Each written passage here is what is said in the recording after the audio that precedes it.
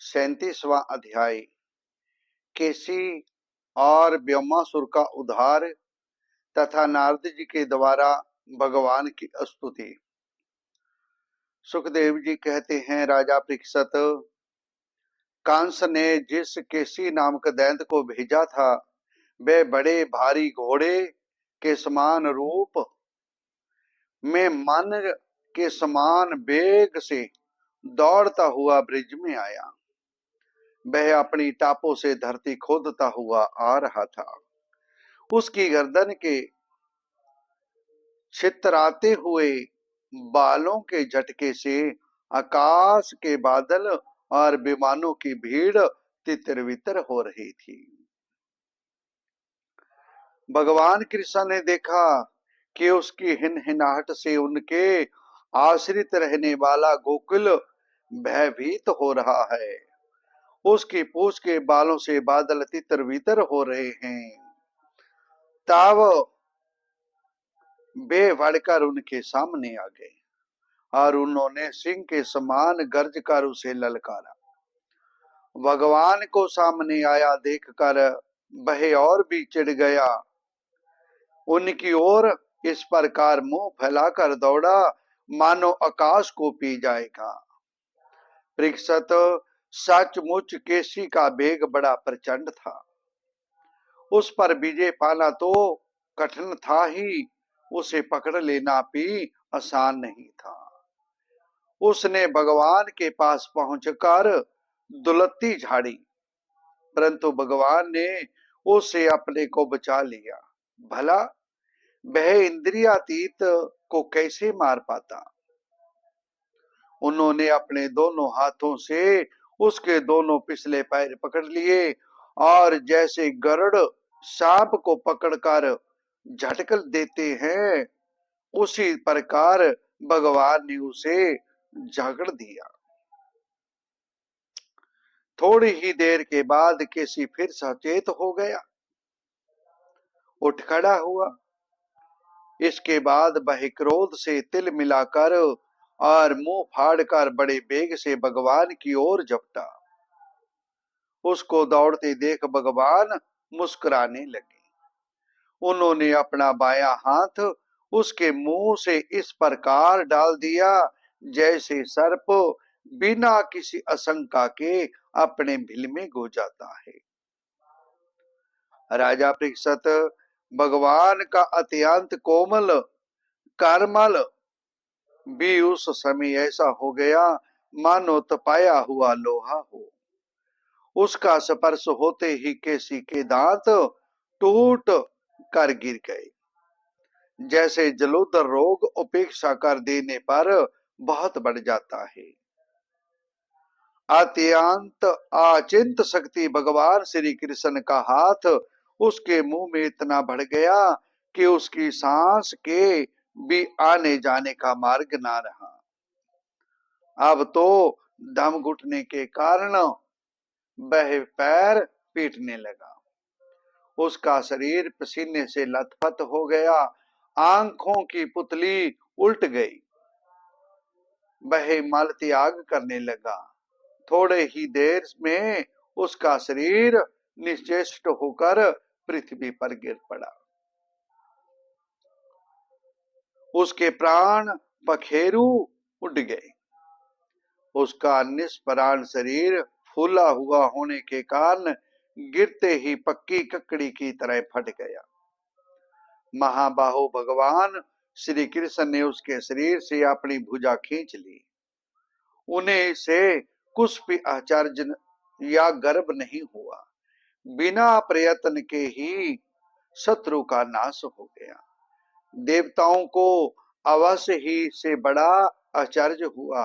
वे प्रसन्न होकर भगवान के ऊपर पुष्प बरसाने और उनकी स्तुति करने लगे। परीक्षित, देव ऋषि नारद जी भगवान के परम प्रेमी और समस्त जीवों के सच्चे हितैषी हैं। कंस के जहां से लौटकर वे अनायास ही अद्भुत कर्म करने वाले भगवान श्री कृष्ण के पास आए और एकांत में उनसे कहने लगे, सच्चिदानंद स्वरूप, हे भगवान कृष्ण, आपका स्वरूप मानव और वाणी का विषय नहीं है। आप जुगेश्वर हैं, सारे जगत का आप ही उद्धार करते हैं। आप सबके हृदय में निवास करते हैं, सबके सब आपके हृदय में निवास करते हैं। आप भक्तों के एकमात्र वांछनीय जदवंशी श्रोमणी और हमारे स्वामी हैं। जैसे एक ही अग्नि सभी लकड़ियों में व्याप्त रहती है, वैसे एक ही आप समस्त प्राणियों के आत्मा है। आत्मा के रूप में होने पर भी आप अपने को छिपाए रखते हैं, क्योंकि आप पंचकोश रूप गुफाओं के भीतर रहते हैं। फिर भी पुरुषोत्तम के रूप में, सबके नियंता के रूप में और सबके साक्षी रूप में आपका अनुभव होता है। प्रभु, आप वही दैत प्रथम और अक्षों का, जिन्होंने आजकल राजों का भेग धारण कर रखा है, विनाश करने के लिए तथा धर्म की मर्यादाओं की रक्षा करने के लिए ही जाद कुल में अवतरणीय हुए हैं। प्रभु, आप परसों में आपके हाथों चाणूर मुष्टक दूसरे पहलवान कुबलिया पीड़ हाथी और सभी कंस को भी मरते देखूंगा। उसके बाद शंखासुर, कालियामन, मुर और नरकासुर का वध देखूंगा। आप स्वर्ग से कल्प वृक्ष उखाड़ लाएंगे और इंद्र के ची चपड़ करने पर उनको उसका मजा सिखाएंगे। हे प्रभु, मैं आपको नमस्कार करता हूँ। द्वारका में निवास करते समय आप और बहुत से पराक्रम प्रकट करेंगे, जिन्हें पृथ्वी के बड़े बड़े ज्ञानी और प्रत्याविशील पुरुष आगे चलकर गाएंगे। मैं वह सब देखूंगा। प्रभु, आप विज्ञान घन हैं, आपके स्वरूप में और किसी का अस्तित्व है ही नहीं, कभी हुआ ही नहीं। ऐसी आप अखंड एक रस सच्चिदानंद स्वरूप निर्तिशय ऐश्वर्य मात्र भगवान की मैं शरण ग्रहण करता हूँ। सुखदेव जी कहते हैं, राजा परीक्षित, भगवान के प्रेम में भक्त देव ऋषि नारद ने इस प्रकार भगवान की स्तुति की और प्रणाम किया। भगवान के दर्शनों के आह्लाद से नारद जी का रोम रोम खिल उठा। तदनंतर उनकी आज्ञा प्राप्त करके वे चले गए।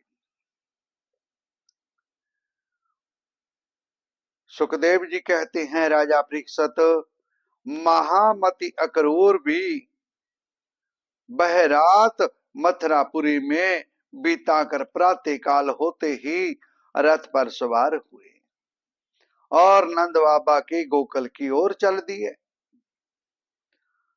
परम भाग्यवान अक्रूर जी ब्रज की यात्रा करते समय मार्ग में कमल नयन भगवान श्री कृष्ण की परम प्रेममयी भक्ति से परिपूर्ण हो गए। वे इस प्रकार सोचने लगे, मैंने ऐसा कौन सा शुभ कर्म किया है, ऐसी कौन सी श्रेष्ठ तपस्या की है, और अथवा किसी सत पात्र को ऐसा कौन सा महत्व पूर्ण दान दिया है, जिसके फल स्वरूप आज मैं भगवान श्री कृष्ण के दर्शन करूंगा। मैं बड़ा विस्मयी हूँ। ऐसी स्थिति में बड़े बड़े सात्विक पुरुष भी जिनके गुणों का गान करते रहते हैं, दर्शन नहीं कर पाते। उन भगवान के दर्शन मेरे लिए अत्यंत दुर्लभ हैं। ठीक वैसे ही जैसे शुक्र कुल के बादल के लिए वेदों का कीर्तन, परंतु नहीं, मुझ अदम को भी भगवान श्री कृष्ण के दर्शन होंगे, क्योंकि जैसे नदी में बहते हुए तिनके कभी कभी इस पार से उस पार लग जाते हैं, वैसे ही समय के प्रवाह से भी कहीं कोई इस संसार सागर को पार कर सकता है। अवश्य ही आज मेरे सारे अशुभ नष्ट, पाप नष्ट हो गए हैं। आज मेरा जन्म सफल हो गया, क्योंकि आज मैं भगवान के उन चरणों में साक्षात नमस्कार करूंगा, जो बड़े बड़े योगी तपस्वियों यतियों भी केवल ध्यान से ही विषय हैं। अहो, कंस ने तो आज मेरे ऊपर बड़ी कृपा की है। उसी कंस के भेजने से मैं इस भूतल पर अवतरणीय एवं भगवान के चरण कमलों के दर्शन पाऊंगा,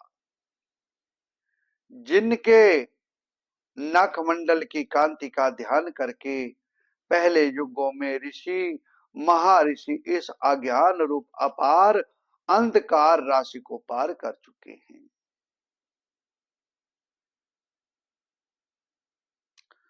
भगवान विष्णु पृथ्वी का भार उतारने के लिए स्वेच्छा से मनुष्य की सी लीला कर रही हैं। वे संपूर्ण लावण्य के धाम हैं। भगवान इस कार्य कर्ण रूप जगत के इष्ट मात्र हैं, और ऐसा होने पर भी दुष्टापना का अहंकार उन्हें छूतक नहीं।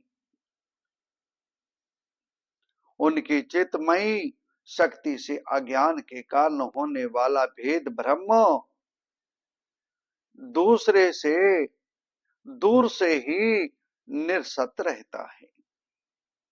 जिनके गुणगान का ही ऐसा महात्म है, वे ही भगवान सभी जद वंश में अवतरणीय हुए हैं। जब मैं उन्हें देखूंगा तब सर्वश्रेष्ठ पुरुष बलराम तथा कृष्ण के चरणों में नमस्कार करने के लिए तुरंत रथ से कूद पड़ूंगा। मैं उनके कुटुंब का हूं और उनका अत्यंत हित चाहता हूं। उनके सिवा और कोई मेरा आराध्य देव नहीं है। ऐसी स्थिति में वे अपनी लंबी लंबी बाहों से पकड़कर मुझे अवश्य अपने हृदय से लगा लेंगे। मैं उनके सामने बनीत भाव से सिर झुकाकर खड़ा हो जाऊंगा, और बलराम जी मुस्कुराते हुए मुझे अपने हृदय से लगा लेंगे।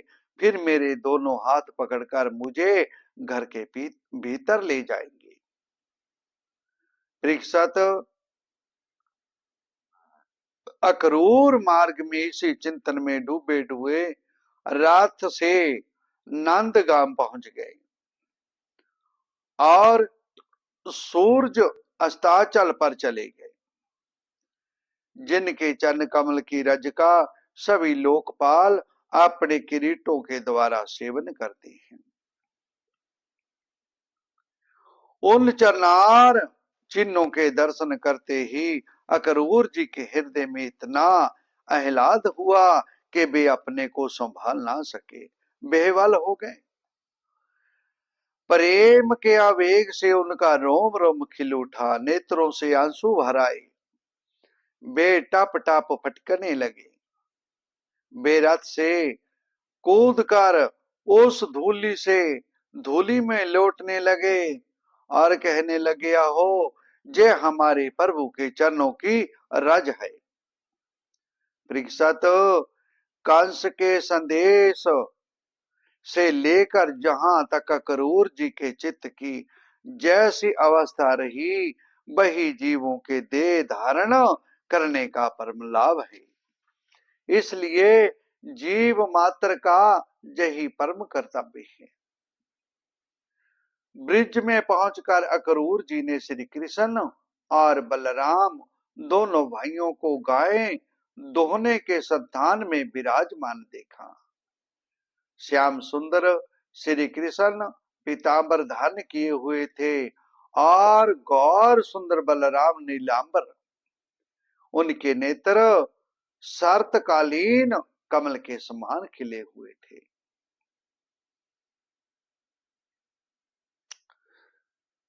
उनसे चित्तहन होकर पृथ्वी शोभायमान हो जाती थी। परीक्षित, अक्रूर ने देखा कि जगत के आदि कारण, जगत के परमपति पुरुषोत्तम ही संसार की रक्षा के लिए अपने संपूर्ण अंशों से बलराम जी और श्री कृष्ण के रूप में अवतरणीय होकर अपनी अंग कांति से दिशाओं का अंधकार दूर कर रहे हैं। उन्हें देखते ही अक्रूर जी प्रेम वेग से अधीर होकर रथ से कूद पड़े और भगवान श्री कृष्ण तथा बलराम के चरणों के पास साष्टांग प्रणाम कर लौट गए। परीक्षित, भगवान के दर्शन से उन्हें इतना आह्लाद हुआ कि उनके नेत्र आंसुओं से सर्वथा भर गए। सारे शरीर में पुल काबली छा गई। उत्कंठावश गला भर गया। इसके बाद भगवान, भक्त वत्सल भगवान ने उनके मन का भाव जान गए। उन्होंने बड़ी प्रसन्नता से चक्राकिंत हाथों से दोबारा उन्हें खींच कर उठाया और हृदय से लगा लिया। घर ले जाकर भगवान ने उनका बड़ा स्वागत और सत्कार किया। इस प्रकार सत्कार हो चुकने पर नंद राय जी ने उनके पास आकर पूछा, करूर जी, आप लोग निर्दयी कंस के जीते जी किस प्रकार अपने दिन काटते हैं? अरे, उसके रहते आप लोगों की वही दशा है जो कसाई द्वारा पाली हुई भेड़ों की होती है। जिस इंद्रिया राम पापी ने अपनी बिलखती हुई बहन के नन्हे नन्हे बच्चों को मार डाला, आप लोग उनकी प्रजा हैं, फिर आप सुखी हैं। यह अनुमान तो हम कर ही कैसे सकते हैं। अक्रूर जी ने नंद बाबा से पहले ही कुशल मंगल पूछ लिया था। जब इस प्रकार नंद बाबा ने मधुर वाणी से अक्रूर जी से कुशल मंगल पूछा और उनका सम्मान किया, तब अक्रूर जी के शरीर में रास्ता चलने की जो थकावट थी वह सब दूर हो गई। सुखदेव जी कहते हैं, भगवान श्री कृष्ण और बलराम जी ने अक्रूर जी का भली भांत सम्मान किया। वे आराम से पलंग पर बैठ गए। उन्होंने मार्ग में जो जो अभिलाषाएं की थी वे सब पूरी हो गई। परीक्षित, लक्ष्मी के आश्रय स्थान भगवान श्री कृष्ण के प्रसन्न होने पर ऐसी कौन सी वस्तु है जो प्राप्त नहीं हो सकती। फिर भी भगवान के परम प्रेमी भक्त जन किसी भी वस्तु की कामना नहीं करते। देव की नंदन भगवान श्री कृष्ण के ने सायंकाल का भोजन करने के बाद अक्रूर जी के पास जाकर अपने सब जन संबंधियों के साथ कंस के व्यवहार और उसके अगले कार्यक्रम के संबंध में पूछा।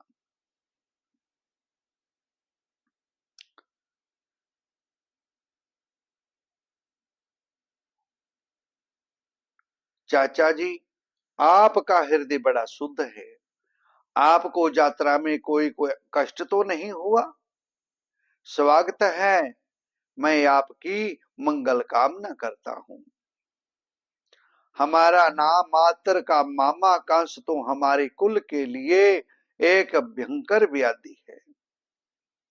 चाचा जी, हमारे लिए बड़े खेद की बात है कि मेरे ही कारण मेरे निरपराध और सदाचारी माता पिता को अनेकों प्रकार की यातनाएं झेलनी पड़ी, तरह तरह के कष्ट उठाने पड़े।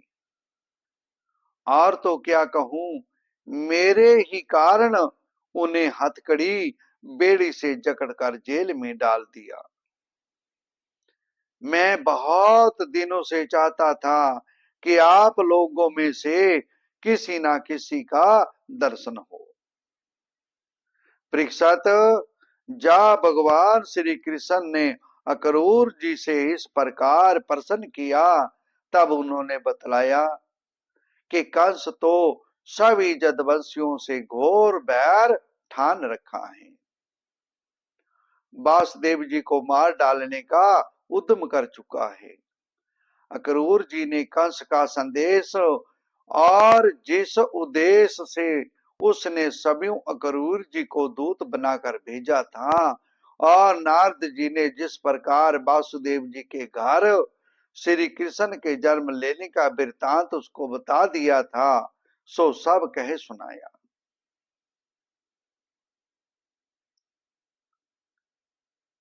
इसके बाद उन्होंने अपने पिता नंद जी को कंस की आज्ञा सुना दी।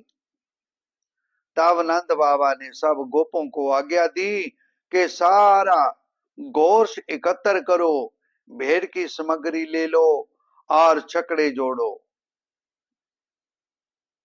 कल प्रातः काल ही हम सब मथुरा की यात्रा करेंगे। परीक्षित, जब गोपियों ने सुना कि हमारे मनमोहन श्याम सुंदर और गौर सुंदर बलराम जी को मथुरा ले जाने के लिए अक्रूर जी ब्रिज में आए हैं, तब उनके हृदय में बड़ी व्यथा हुई, वे व्याकुल हो गई। भगवान श्री कृष्ण के मथुरा जाने की बात सुनते ही बहुतों के हृदय में ऐसी जलन हुई कि गर्म सांस चलने लगी। भगवान के स्वरूप का ध्यान आते ही बहुत सी गोपियों की चित्त वृत्तियां सर्वथा निवृत्त हो गई। बहुत सी गोपियों के सामने भगवान श्री कृष्ण का प्रेम, उनकी मंद मंद मुस्कान और हृदय को स्पर्श करने वाली विचित्र पदों से युक्त मधुर वाणी नाचने लगी। गोपियों ने कहा, धन हो विधाता, तुम सब कुछ विधान तो करते हो, परंतु तुम्हारे हृदय में दया का लेश भी नहीं है। पहले तो तुम सौहृद और प्रेम से जगत के प्राणियों को एक दूसरे के साथ जोड़ देते हो, उन्हें आपस में एक कर देते हो, मिला देते हो, परंतु अभी उनकी आशा अभिलाषाएं पूरी भी नहीं हो पाती, वे तृप्त भी नहीं हो पाते कि तुम उन्हें व्यर्थ ही अलग अलग कर देते हो। देखो तो सही सखी, जय क्रूर कितना निठर, कितना हृदयहीन है। इधर तो हम गोपियां इतनी दुखित हो रही हैं, और जय हमारे परम प्रीतम नंद दुलारे श्याम सुंदर को हमारी आंखों से ओझल करके बहुत दूर ले जाना चाहता है। सचमुच ऐसे अत्यंत क्रूर पुरुष का अक्रूर नाम नहीं होना चाहिए। उन्होंने तो इन लोगों की जल्दबाजी देखकर उपेक्षा कर दी कि जाओ, जो मन में आवे करो, अब हम क्या करें। सुखदेव जी कहते हैं, परीक्षित, गोपियां वाणी से तो इस प्रकार कह रही थी, परंतु उनका एक एक मनोभाव भगवान श्री कृष्ण का स्पर्श उनका लिंगन कर रहा था। वे विरह की संभावना से अत्यंत व्याकुल हो गई थी। हे माधव, इस प्रकार ऊंची आवाज से पुकार पुकार कर सवर से रोने लगी। नंद बाबा आद गोपों ने भी दूध दही मक्खन घी आदि से भरे मटके और भेंट की बहुत सी सामग्रियां ले ली तथा वे छकड़ों पार चढ़कर उनके पीछे पीछे चल दिए। इसी समय अनुराग के रंग में रंगी हुई गोपियां अपने प्राण प्यारे श्री कृष्ण के पास गई और उनकी चितवन मुस्कान आद निखर कर कुछ कुछ सुखी हुई। अब वे अपने प्रीतम श्याम सुंदर से कुछ संदेशा पाने की आकांक्षा से वहीं खड़ी हो गई। जदवंशियों के श्रोमणी भगवान श्री कृष्ण ने देखा कि मेरे मथुरा जाने से गोपियों के हृदय में बड़ी जलन हो रही है, वे संतप्त हो रही हैं। तब उन्होंने दूत के द्वारा कहा, जा मैं आऊंगा। जय प्रेम संदेश भेजकर उन्हें धीरज मंदाया। परीक्षित, इधर भगवान श्री कृष्ण जी और बलराम जी अक्रूर जी के साथ बाजू के समान वेग वाले रथ पर सवार होकर पाप नाशनी जमुना जी के किनारे जा पहुंचे।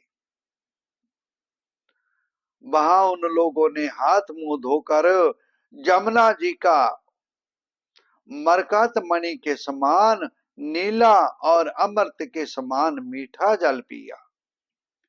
इसके बाद बलराम जी के साथ भगवान वृक्षों के जुरमुंट में खड़े रथ पर सवार हो गए। अक्रूर जी ने दोनों भाइयों को रथ पर बैठाकर उनसे आज्ञा ली और जमुना जी के कुंड पर आकर वे विधि पूर्वक स्नान करने लगे। उस कुंड में स्नान करने के बाद वे जल में डुबकी लगाकर गायत्री मंत्र का जाप करने लगे। उसी समय जल के भीतर क्रूर जी ने देखा कि कृष्ण और बलराम दोनों भाई एक साथ ही बैठे हुए हैं। अब उनके मन में यह शंका हुई कि वासुदेव जी के पुत्रों को तो मैं रथ पर बिठाए आया हूं, अब जे जहां जल से कैसे आ गए? जब जहां हैं तो शायद रथ पर नहीं होंगे, ऐसा सोचकर उन्होंने सिर बाहर निकाला। पानी से बाहर देखा तो रथ पर बैठे हैं। उन्होंने जय सोचकर कि मैंने उन्हें जो जल में देखा था वह भर में ही रहा, फिर डुबकी लगाई, परंतु फिर उन्होंने वहां भी देखा साक्षात अनंत देव श्री शेष जी विराजमान है और सिद्ध चारण गंधर्व असुर अपने अपने सिर झुकाकर उनकी स्तुति कर रहे हैं। शेष जी के 1000 सिर हैं और प्रत्येक फण पर मुकुट सुशोभित है। अक्रूर जी ने देखा कि शेष जी की गोद में श्याम मेघ के समान घन श्याम विराजमान हो रहे हैं। वे रेशमी पीतांबर पहने हुए हैं, बड़ी ही शांति चतुर्भुज मूर्ति है। उनका बदन बड़ा ही मनोहर और प्रसन्नता का सदन है। बाहें सुंदर है और नास का तनिक ऊंची तथा बड़ी ही सुगंध है। सथूल कटी प्रदेश और नितंब हाथी की सूंड के समान जांगे, सुंदर घुटने एवं पिंडलियां हैं। अत्यंत बहुमूल मणियों से जड़ा हुआ मुकुट, बड़े बाजूबंद करदनी, हार, नूपुर और कुंडलों से तथा जगोपवीत से वह दिव्य मूर्ति अलंकृत हो रही है। नंद सुनादाद पार्षद अपने स्वामी सनकादिक पार्षद परम ऋषि परम ब्रह्म ब्रह्मा और महादेव आदि देवता सर्वेश्वर मरीच आदि 9 ब्राह्मण प्रजापति और प्रहलाद नारद आदि सभी भगवान के परम प्रेमी भक्त 8 वसु अपने परम प्रीतम भगवान समझकर भिन्न भिन्न भावों के अनुसार निर्दोष वेद वाणी से भगवान की स्तुति कर रहे हैं। भगवान की जय झांकी निखर कर अक्रूर जी का हृदय परमानंद से लबालब भर गया। उन्हें परम भक्ति प्राप्त हो गई। सारा शरीर हर्ष वेज से पुलकित हो गया। प्रेम भाव का उद्रेक होने से उनके नेत्र आंसू से भर गए। अक्रूर जी बोले, प्रभु आप प्रकृति आदि समस्त कारणों के परम कारण हैं। आप ही अविनाशी पुरुषोत्तम नारायण हैं। आपके ही नाभि कमल से ब्रह्मा जी का आविर्भाव हुआ है, जिन्होंने इस चराचर जगत की सृष्टि की है। मैं आपके चरणों में नमस्कार करता हूँ। प्रकृति और प्रकृति से उत्पन्न होने वाले समस्त पदार्थ इंद्रवृत्ति के द्वारा ग्रहण किए जाते हैं, इसलिए ये सब अनात्मा हैं। अनात्मा होने के कारण जड़ हैं और इसलिए आपका स्वरूप नहीं जान सकते, क्योंकि आप तो सभी आत्मा ही ठहरे। ब्रह्मा जी अवश्य ही आपके स्वरूप हैं, परंतु वे प्रकृति के गुण राजस में युक्त हैं, इसलिए वे भी अपनी प्रकृति का और उन गुणों से परे का स्वरूप नहीं जानते। साधु योगी सभी अपने अंतकरण में स्थित अंतर्यामी के रूप में समस्त भूत भौतिक पदार्थों में व्यापक परमात्मा के रूप में और सूर्य चंद्र अग्नि आदि देव मंडल में स्थित इष्ट देवता के रूप में तथा उनके साक्षी महापुरुष एवं नियता ईश्वर के रूप में साक्षात आपकी ही उपासना करते हैं। भगवान दूसरे लोग शिव जी के द्वारा बतलाए हुए मार्ग से जिसके आचार्य भेद से अनेक अवान्तर भेद भी हैं, शिव स्वरूप आपकी ही पूजा करते हैं। शिवामन, जो लोग दूसरे देवताओं की भक्ति करते हैं और उन्हें आपसे भिन्न समझते हैं, वे सब भी वास्तव में आपकी ही आराधना करते हैं। प्रभु, जैसे पर्वतों से सब और बहुत सी नदियां निकलती है और वर्षा के जल से भरकर घूमती घूमती समुद्र में प्रवेश कर जाती है, वैसे ही सभी प्रकार के उपासना मार्ग घूमकर देर सवेर आपके ही पास पहुंच जाते हैं। प्रभु, आपकी प्रकृति के 3 गुण हैं, सत्वगुण, रजगुण, तम गुण। ब्रह्मा से लेकर स्थावर पर्यंत संपूर्ण चराचर जीव प्रकृत हैं और जैसे वस्त्र सूत्रों से ओतप्रोत रहते हैं, वैसे ही जैसा प्रकृति के उन गुणों से ही उत्प्रोत हैं। हे अविनाशी भगवान, जैसे जल में बहुत से जलचर जीव और गूलर के फलों में नन्हे नन्हे कीट रहते हैं, उसी प्रकार उपासना के लिए सभी कर्त आपके मनोमयी पुरुष रूप में अनेक प्रकार के जीव जंतुओं से भरे हुए लोक और उनके लोकपाल कलिपत किए गए हैं। आपने ही वह विशाल कच्छप रूप ग्रहण करके मंदराचल को धारण किया था। प्रहलाद जैसे साधु जनों का भय मिटाने वाले प्रभु, आपके उस अलौकिक नरसिंह रूप को मैं नमस्कार करता हूँ, नमस्कार करता हूँ। भगवान जे सब के सब जीव आपकी माया से मोहित हो रहे हैं। इस मोह के कारण ही जहे मैं हूं और जहे मेरा है, इस झूठे दुराग्रह में फंसकर कर्म के मार्ग में भटक रहे हैं।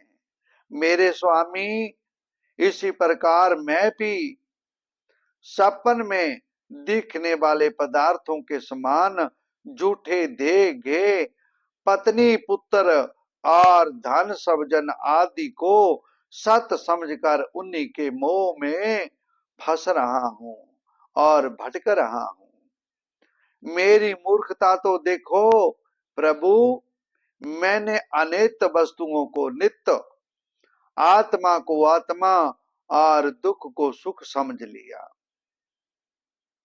इस प्रकार अज्ञान वश संसार सुख दुख आदि द्वंद्वों में ही रम गया। यह बात बिल्कुल भूल गया कि आप ही हमारे सच्चे प्यारे हैं। हे प्रभु, मैं आपकी शरण आया हूँ, आपको नमस्कार करता हूँ। प्रभु, आप मुझ शरणागत की रक्षा कीजिए। सुखदेव जी कहते हैं, परीक्षित, अक्रूर जी इस प्रकार स्तुति कर रहे थे। उन्हें भगवान श्री कृष्ण ने जल में अपने दिव्य रूप के दर्शन कराए, फिर उसे छिपा लिया। ठीक वैसे ही जैसे कोई नट अभिनय में कोई रूप दिखाकर फिर उसे पर्दे की ओट में छिपा दे। जब अक्रूर जी ने देखा कि भगवान वह दिव्य रूप अंतर ध्यान हो गया, तब वे जल से बाहर निकल आए। फिर जल्दी जल्दी सारे आश्वक कर्म समाप्त करके रथ पर चले आए। उस समय वे बहुत ही विस्मित हो रहे थे। भगवान श्री कृष्ण ने उनसे पूछा, चाचा जी, आपने पृथ्वी, आकाश या जल में कोई अद्भुत वस्तु देखी है क्या? क्योंकि आपकी आकृत देखने से ऐसा ही जान पड़ता है। अक्रूर जी ने कहा, प्रभु, पृथ्वी, आकाश या जल में और सारे जगत में जितने भी अद्भुत पदार्थ हैं, वे सब आप में ही हैं, क्योंकि आप विश्व रूप हैं। जब मैं आपको ही देख रहा हूं, तब ऐसी कौन सी अद्भुत वस्तु रह जाती है जो मैंने ना देखी हो। भगवान, जितने भी अद्भुत वस्तुएं हैं, वे सब पृथ्वी में हो या जल में हो या आकाश में, सब की सब जिनमें हैं, उन्हीं आपको मैं देख रहा हूं। नंदनी नंदन, अक्रूर जी ने जय कहकर रथ हाँक दिया। भगवान श्री कृष्ण बलराम जी को लेकर दिन ढलते ढलते वे मथुरापुरी में जा पहुंचे।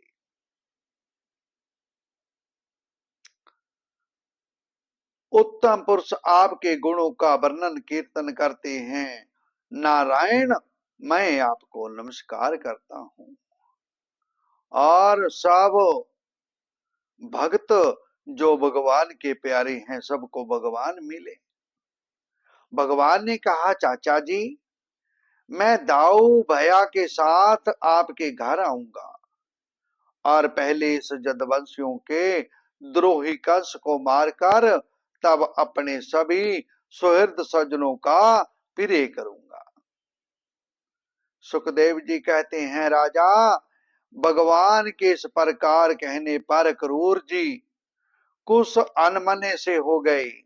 उन्होंने पुरी में प्रवेश करके कंस से श्री कृष्ण और बलराम के ले आने का समाचार निवेदन किया और फिर वे अपने घर चले गए। दूसरे दिन तीसरे पहर बलराम जी और कृष्ण ग्वाल बालों के साथ भगवान श्री कृष्ण ने मथुरापुरी को देखने के लिए नगर में प्रवेश किया। भगवान ने देखा कि नगर के मणि, स्फटिक मणि के बहुत ऊंचे ऊंचे गोपुर तथा घरों में भी बड़े बड़े फाटक बने हुए दिखे। संस्थान संस्थान पर सुंदर सुंदर उद्यान, रमणीय उपवन शोभायमान है और साधारण लोगों के निवास गृह नगरी की शोभा बढ़ा रहे हैं। परीक्षित, वासुदेव नंदन भगवान श्री कृष्ण बलराम जी ने ग्वाल वालों के साथ राजपथ में राजपथ से मथुरा नगरी में प्रवेश किया। उस समय नगर की नारियां बड़ी उत्सुकता से उन्हें देखने के लिए झटपट अटारियों पर चढ़ गई। किसी किसी ने जल्दी के कारण अपने वस्त्र और गहने उल्टे पहन लिए। किसी ने भूल से कुंडल कंगन आदि जोड़ों से पहने जाने वाले भूषणों से में से एक ही पहना। वह चल पड़ी और दर्शन कर रही थी। कमल नयन भगवान श्री कृष्ण मतवाले गजराज के समान बड़ी मस्ती से चल रहे थे।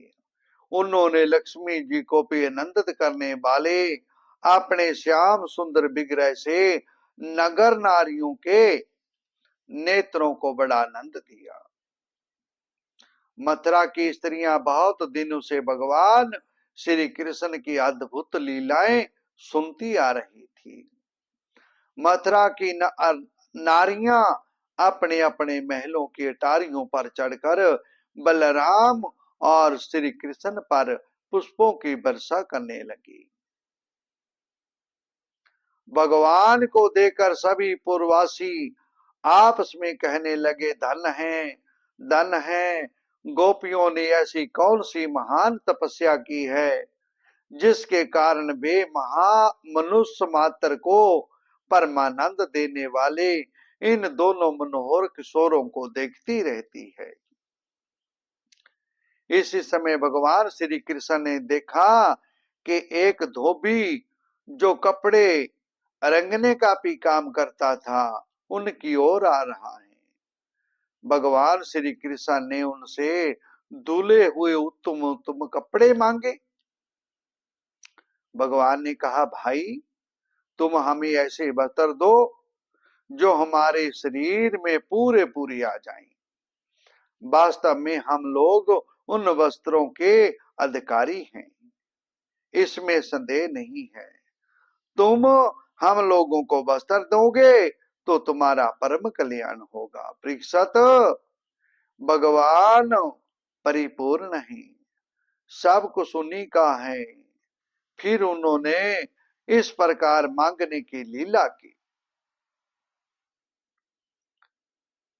परंतु वह मूर्ख राजा कंस का सेवक होने के कारण मतवाला हो रहा था।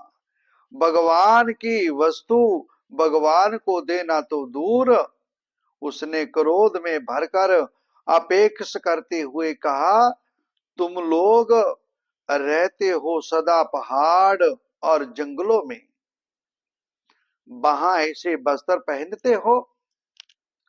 तुम लोग बहुत उदंड हो गए हो, तभी तो ऐसी बड़ बड़ कर बातें करते हो। तुम्हें राजा का धन लूटने की इच्छा हुई है। अरे मूर्खो, जाओ, भाग जाओ।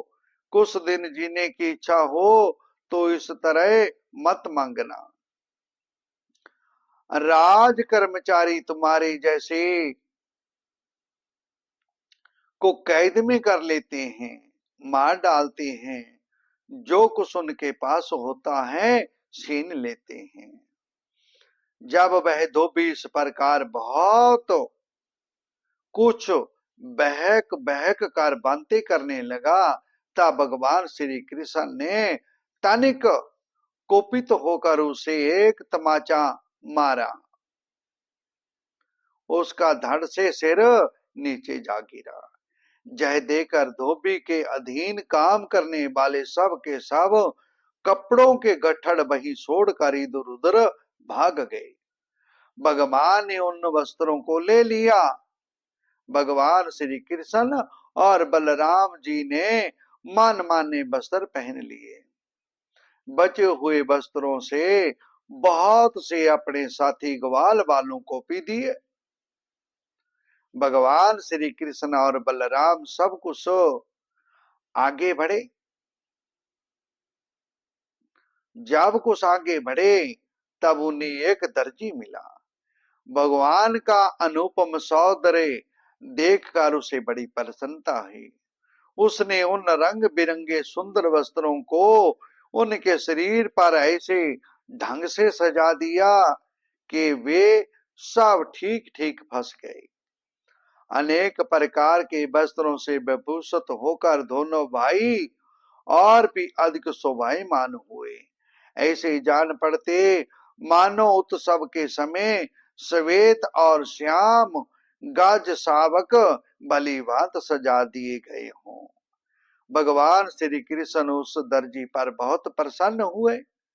उन्होंने उसे इस लोक में भरपूर धन संपत्ति, बाल ऐश्वर्य, अपनी स्मृति और दूर तक देखने सुनने आदि की इंद्रियां संबंधी शक्तियां दी। इसके बाद भगवान श्री कृष्ण सुदामा माली के घर गए। दोनों भाइयों को देखते ही सुदामा उठ खड़ा हुआ, पृथ्वी पर सिर रखकर उन्हें प्रणाम किया, नमस्कार किया, आसन पर बैठाकर उनके पाव पखारे, हाथ धुलाए और तदनंतर ग्वाल वालों के सहित सबकी फूलों के हार, पान, चंदन आदि सामग्रियों से विधि पूर्वक पूजा की। इसके पश्चात उसने प्रार्थना की, प्रभु आप दोनों के शुभागमन से हमारा जन्म सफल हो गया है, हमारा कुल पवित्र हो गया है। आज हम पितर, ऋषि और देवताओं के ऋण से मुक्त हो गए हैं। आप दोनों संपूर्ण जगत के परम कारण हैं। आप संसार के अद्भुत उन्नति और मोक्ष के लिए ही इस पृथ्वी पर अपने ज्ञान, बल आदि अंशों के साथ अवतरणीय हुए हैं। आप प्रेम करने वालों से प्रेम करते हैं, भजन करने वालों को ही भजते हैं। फिर भी आपकी दृष्टि में विस्मता नहीं है, क्योंकि आप सारे जगत के सुहृद और आत्मा हैं। मैं आपका दास हूं। आप दोनों मुझे आज्ञा दीजिए, मैं आप लोगों की क्या सेवा करूं। भगवान, जीव पर आपका बहुत बड़ा अनुग्रह है, पूर्ण कृपा प्रसाद है। आप उसे आज्ञा देकर किसी कार्य में नियुक्त करते हैं। राजेंद्र, सुदामा माली ने इस प्रकार प्रार्थना करने के बाद भगवान का अभिप्राय जानकर बड़े प्रेम और आनंद से भरकर अत्यंत सुंदर सुंदर तथा सुगंधित पुष्पों से गूंदे हुए हार उन्हें पहनाए। जब ग्वाल बार और बलराम जी के साथ भगवान श्री कृष्ण उन सुंदर सुंदर मालाओं से अलंकृत हो चुके, तब उन वरदायक प्रभु ने प्रसन्न होकर बनीत और शरणागत सुदामा को श्रेष्ठ वर दिए। सुदामा माली ने उनसे बहे वर मांगा,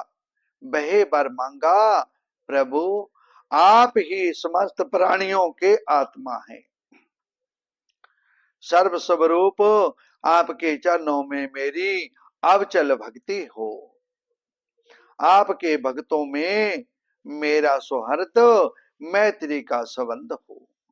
समस्त प्राणियों के प्रति अहेतुक दया का भाव बना रहे। हे प्रभु, आप मुझे ऐसा वरदान दीजिए कि आप मेरे हृदय में बसे रहें। भगवान श्री कृष्ण ने सुदामा को उसके मांगे हुए वर तो दिए ही, ऐसी लक्ष्मी भी दी जो वंश परंपरा के साथ साथ बढ़ती जाए, और साथ ही बाल आजू कीर्ति तथा कांति का भी वरदान दिया।